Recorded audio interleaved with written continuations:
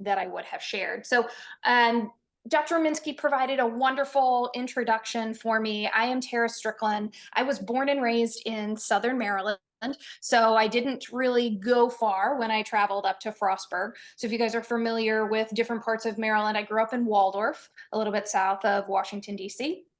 As Dr. Rominski said, I attended Frostburg from 2003 to 2007 and majored in communication studies and then minored in theater. When I joined Frostburg, it was because I had a personal connection there. My uncle is in the Hall of Fame as part of Frostburg's football team, and it was something that was always very close to my family and what we loved as a family. So came up to Frostburg because of my uncle and that connection there. When I joined Frostburg and started my career or my whole college journey, I actually started as early education. And with that, I was in Allen Hall.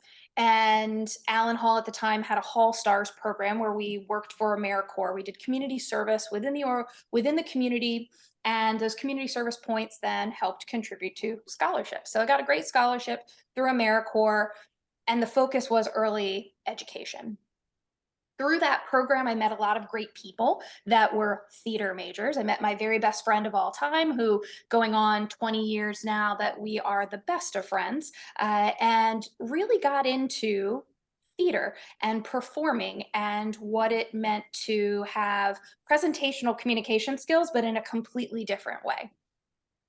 With that theater background, I performed in several on-stage Frostburg productions. One of those productions, like the biggest production that I did there, was a production called Urinetown.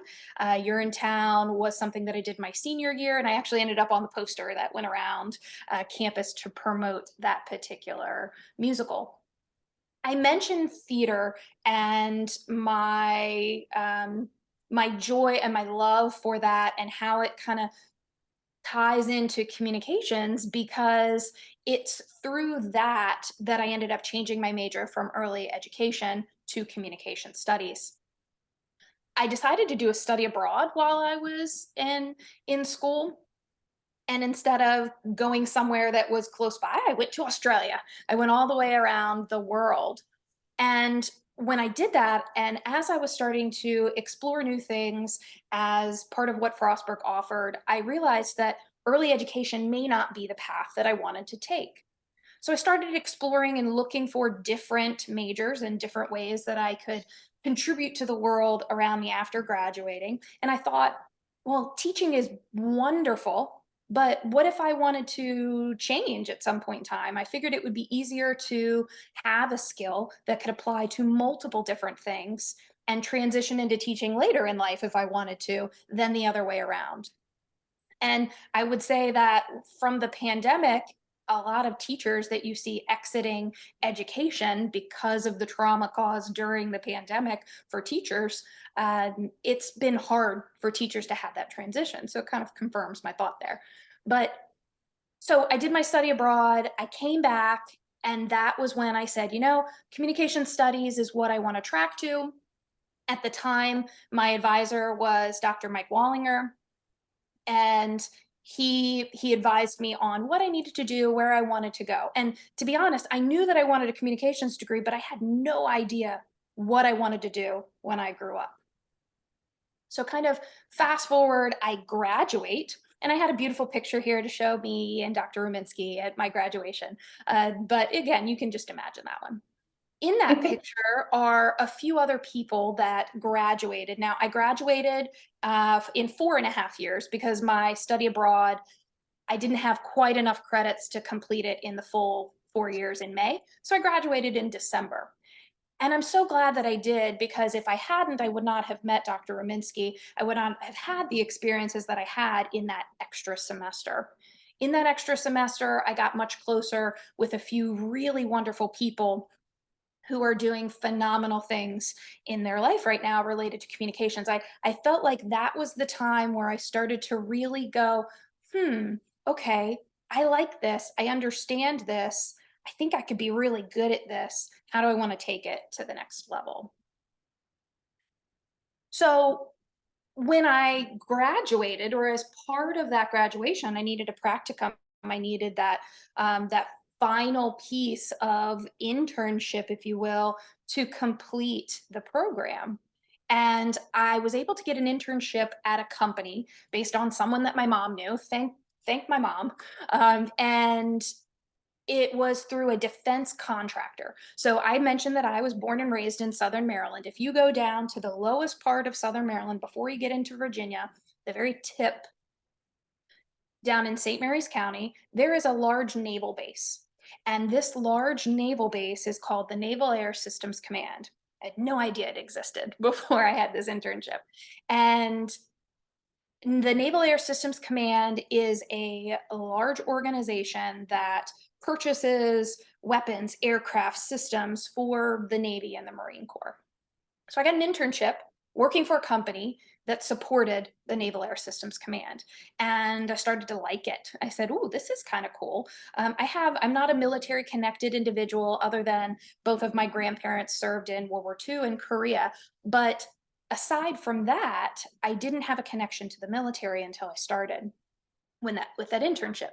After the internship, I got really lucky and I was able to get a full-time job with the same company supporting as a communications specialist. So what does that mean? What did I do? Well, I started doing press releases and journalism related things, where I would write feature articles, I'd create slick sheets, I'd create fact sheets, talking points, speeches, all for military officers. So at one point in time, I was writing speeches for military officers that were going to large conferences, that were going to speak before Congress, that were going to do these different things. And it was exhilarating. Had the opportunity to work on several programs where I got to go on the flight line, where they were flying aircraft all around me, and I'm wearing what's called a cranial, which is a large helmet that is used for head protection in the military. Again, watching these aircraft go back and forth and watching them test different aspects of it.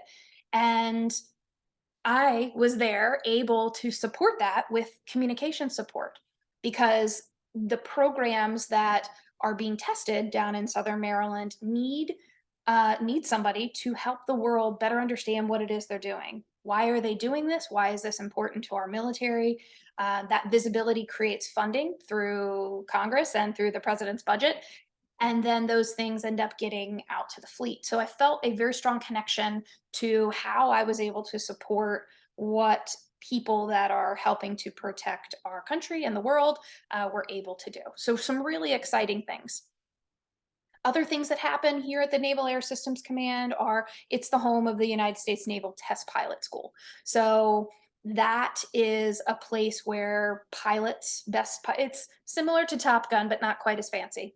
Pilots from all over the nation and then some other partner countries come here to test in multiple different aircraft to become test pilots. And a lot of those test pilots then go on to be NASA astronauts. One such that went through test pilot school over the past few years, she was actually the first Native American to go into space last year, about this time last year. That was Colonel Nicole Mann. So just some really cool things that I was able to do and support, especially in those early years as a communication specialist, doing direct support for military and government customers. Not anything that I ever imagined when I was sitting down with Dr. Wallinger going through what do I want to do when I graduate. It never fully clicked for me that that was even an option, that I had that in my backyard where I grew up. So um, part of today and part of what I wanted to explain was that there are so many opportunities, and so many things that may be in front of you, or you may have interest in, that you really could turn into a career. So I now work for a company called Avian. I've been with Avian for 12 years. So I did some work with some other companies and then transitioned over to Avian. And I've been with Avian for 12 years, starting first, continuing to do that great work as a strategic communications multimedia specialist. Then the company, Avian, was growing at the time. It was a very small company when I joined, and they needed corporate communications. So instead of putting a job posting out externally, they looked internally to people that had those skills and interviewed a few of us. And I was the one that was selected to be the director of communications. In that role, I was able to build internal, external communications for the company. I helped plan our events and then everything external, how we're supporting the community. And that was really fun. For about 8 years, I worked to develop all of those strategies, pulling from all these different things that I had learned over the years to create a brand for the company, to create what is really the essence of our culture as a company, how we want to treat people, how we want to make them feel, the transparency of information, the accuracy of the information, the openness. And then, as Dr. Minsky said last January, I was then promoted to Senior Director of Communications. Our company is it's about 375 employees, and we're about revenues of about a 50 to 55 million. So that's a pretty substantial size for a company. We have employees all over the country, a lot of them in Southern Maryland, but we have employees in San Diego, down in Panama City Beach, Florida, in Arlington, Virginia. It's kind of sprinkled throughout the United States. What we realized after the pandemic is that people want to experience work differently as they move forward. So I mentioned that as a communications, as part of corporate communications for the company, for a while it was just me. And then I was able to hire two additional people. So now there's a team of three of us. And we all have different skill sets, but we've always kind of overlapped with human resources because there's a lot that goes into effective communication and then how we're communicating with our people. The pandemic changed so much about how people feel about work and what they want to experience. So my company made the decision to create a brand new position, which is the Vice President of Employee Experience. And based on the what I built for the company up until this point, I was the prime candidate for that job. There was no interviews for that; it was just a selection, which I was very honored by that. I will say that if I kind of go through, I'm looking at some of my slides on some of the things I had that I wanted to talk through. Um, a lot of the work that I've done within the organization prior to August 1st, which is when I became the vice president of employee experience, had to do with, I'm just going to kind of rattle off a list: press releases, feature articles, key messages, talking points, speech writing, slick sheets, museum quality graphics and wall displays, photography, graphic design, event coordination and planning, crisis communication, internal communication, community outreach, change management, communication strategy, strategic engagements, podcasting, video production, live streaming events, web development and management, social media, content marketing, recruiting, and more. So that is the list of ever growing pieces of what my communications team has focused on. Now, what is employee experience and how does that tie into communications? Well, there's so many wonderful things that are foundational that are provided as part of communication studies and leadership studies that really, again, like I said, bleed into the human resources field. At one point in time within organizations, human resources was just systematic information. It was not as focused on people, which is why in the past 10 years or so, a lot of the job titles started to shift, and you started seeing things like head of people, chief people officer, where the focus became more and more on people and less on systems. So now you'll see something called employee experience, which I think is a jump from the user experience, user interface kind of world. What's that digital experience that people have? Okay, well, what is the employee experience? Because people want to be in an environment where they can bring their whole selves to work. They want to be in an environment that helps them learn and grow and reach their full potential. They want to be in an environment where they can find purpose and meaning in what they're doing and a deep sense of belonging and connection. So everything that I've worked on from a communication standpoint addresses those things specifically. So now, as Vice President of Employee Experience, I have the opportunity to lead the communications team, the HR team, and the recruiting team to build something where people feel valued and cared for. And I'm very excited to be, just a few months in, but I can already see where we are going to just continue to grow and make this wonderful. Yeah, can I say something Sure. briefly? I just want to say congratulations Thank you. because I do really admire that you were able to build your opportunity internally there, and that's something then they've rewarded you with, but that it ultimately rewards the organization. And of course, that is something that not only, any communication class you're thinking about is how do we build community? A lot of times people think of communication or speaking, right? Public speaking as, that old linear model where the message flows out of you and it's not embedded, it's not relational, but that's really what's important. And I appreciate that your company is recognizing that in the time that we live in, right, where we have a lot of challenges and we need flexibility. People want and really do need flexibility as human beings, that you're going to help to, kind of create that experience. Unfortunately, not all organizations are there. I will just offer the brief contrast that here we're being kind of pushed to come back totally face to face, right? In terms of our teaching, and that's to hopefully retain and build the connection with all of you, right?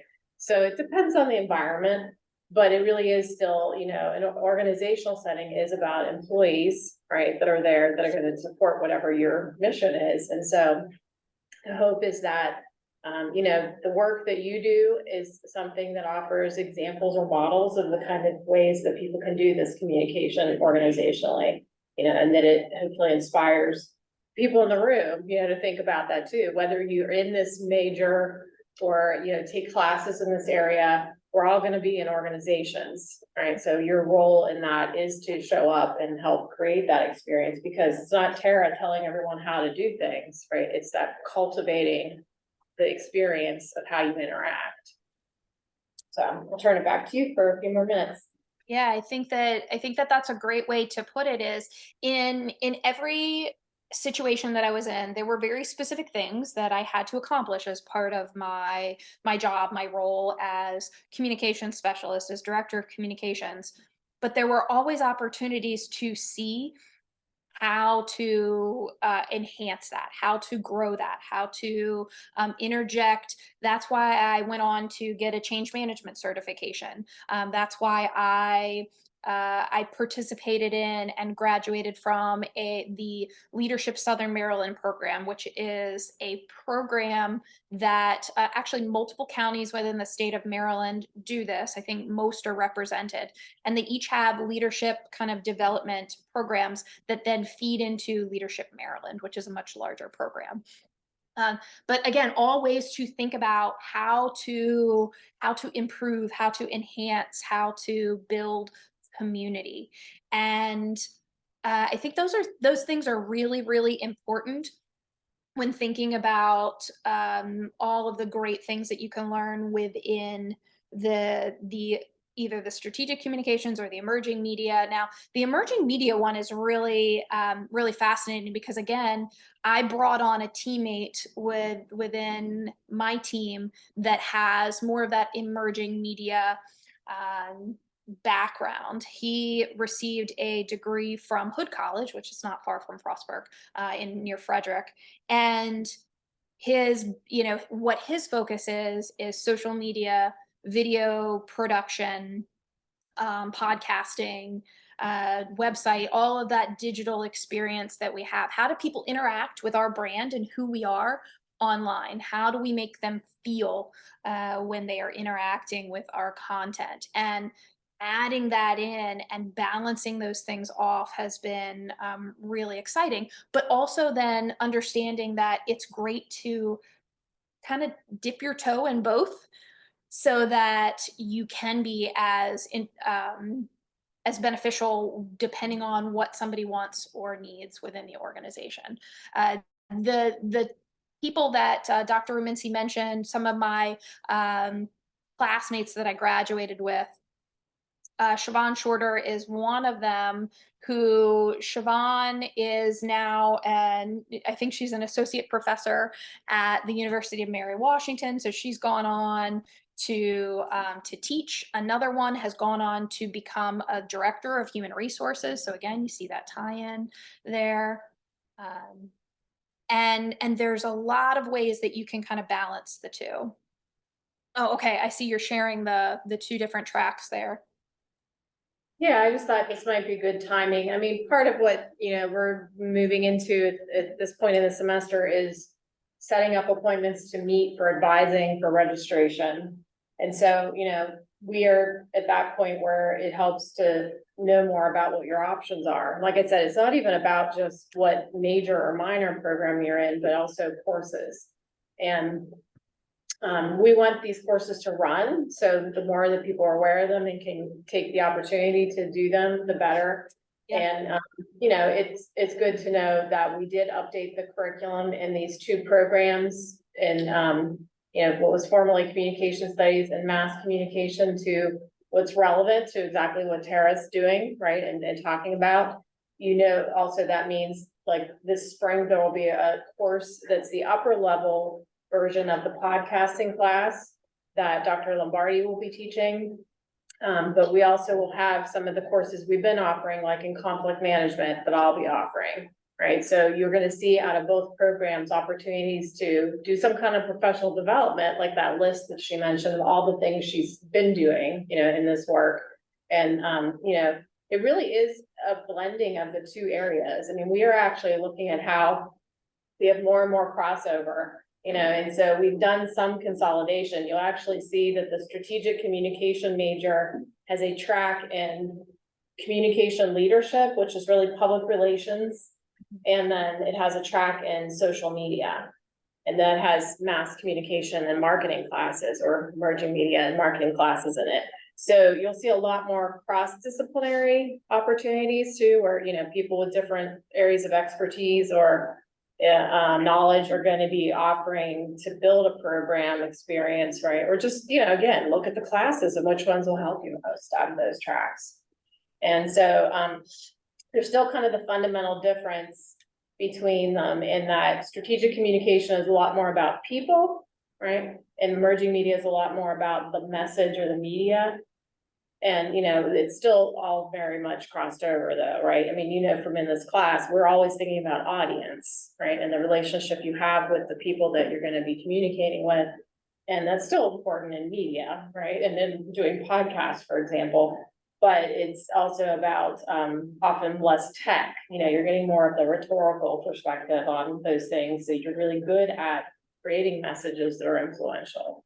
So I just wanted to make sure I mentioned that. And we do have now, besides the minors in our two areas, the social media minor, that again, it blends a bunch of different courses together.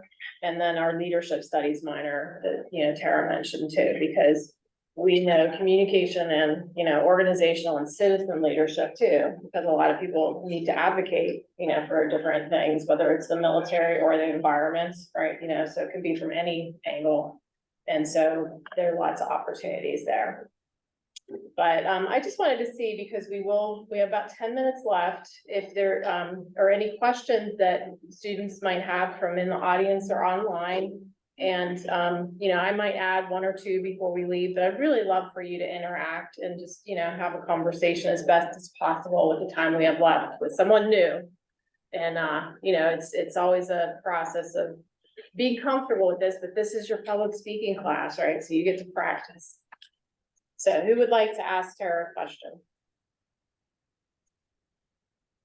You can think about what she talked about. You can think about something that has to do with what you should take or what's, relevant today, or how, if she's experienced something.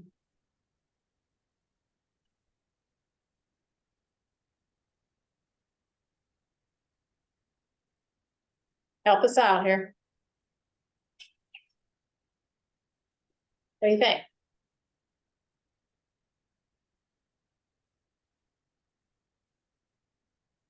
Questions for an alum that you're networking with? Thank you. What do you think the most beneficial course you took was? Like for your, That's a good one.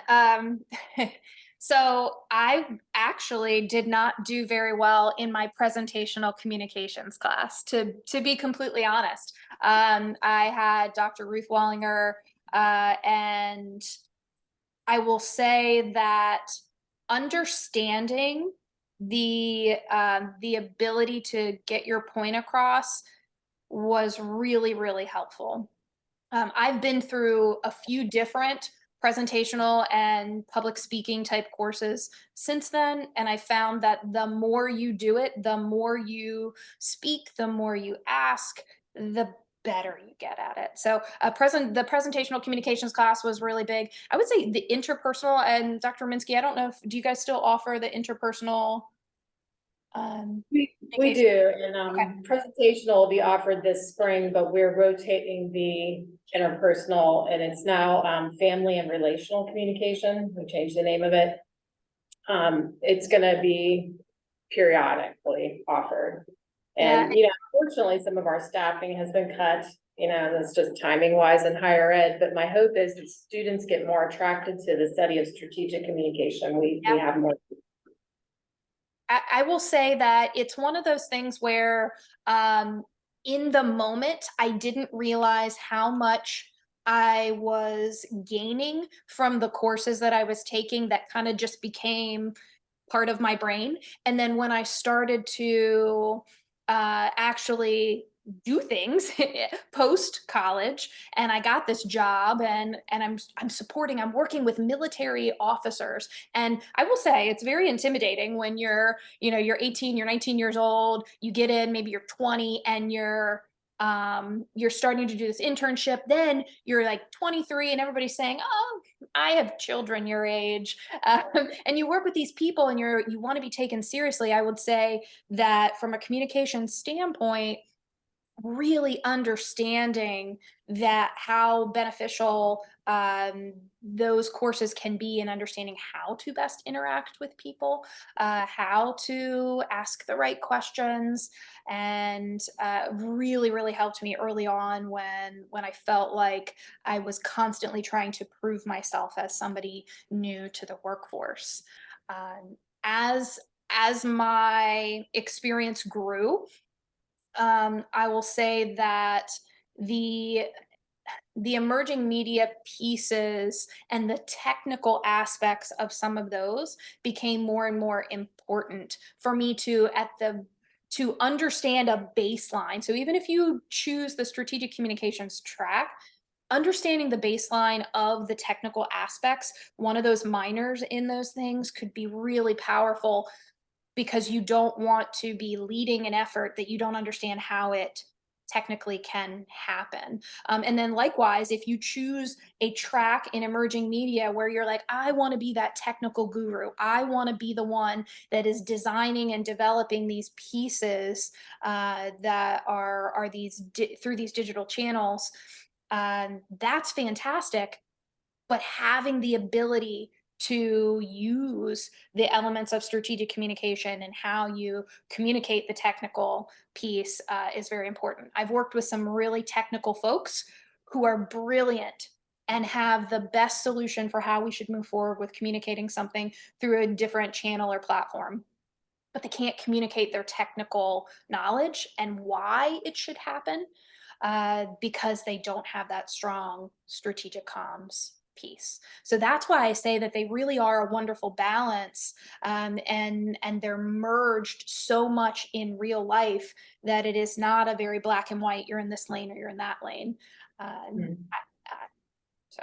Yeah, no, I appreciate hearing that, because that's definitely what we're trying to help students that recognize is putting these programs together is the best way to go. And then you might have more of an emphasis or interest in one area, but that it's all gonna be helpful. And really for any field. I mean, I was thinking about, you know, your work with the military, and how fantastic NASA has been as an example of strategic communications and, you know, how they build understanding of scientific concepts and experiences, you know, with people that are just out there in different areas of the world, really. And, you know, it's a good example to look at if you have interest in the sciences, because you need that communication competence and, you know, those media, competencies as well. Yes. So let's get one more question before we wrap it up. That's our last question. Thank you. What was your favorite speech you did for someone in the military? I'm sorry, can you repeat the question? What was your favorite speech you wrote for somebody in the military? Oh, that's a good one. So a lot of the speeches that I wrote were speeches related to how we were doing with the particular aircraft or platform. So there was one where the government was receiving the final aircraft from an aircraft manufacturer, and it was a big deal because it had been over the course of, I don't know, 30 years that they were building all these aircraft. So the Navy captain that I wrote the speech for was able to speak to the significance, the historical significance of it, the significance for how we were moving forward in the future, how we were protecting people with this new technology and this new information. So it kind of just brought together a lot of different things. And that was the best formal speech that I wrote, but I did a lot of ghostwriting as well. So, and I would say ghostwriting is probably not quite as relevant in some of the things that are happening now as in trending communication work, because you have AI tools. So ghostwriting for me 10 years ago was my ability to get them started on something that they still wanted in their voice and in their tone. And I would craft something for their consideration, and they would go in and add in what they want to say to it. But at least it was a starting point. With the great resources of AI, and be able to craft something like that, things like that become a little bit easier to kind of automate. But I did a lot of those pieces as well, where you start to learn someone's tone, and you start to get very excited when you send somebody something. Like with my CEO in particular, I will write a beautiful message that he's sending out to the company. Again, we have almost 400 employees, and it's very satisfying to write something and he says, nope, this is perfect, because it's in his tone, it's how he would say it, it hits on the right points. And you kind of have to work up to that and build up to really knowing how to write as someone else.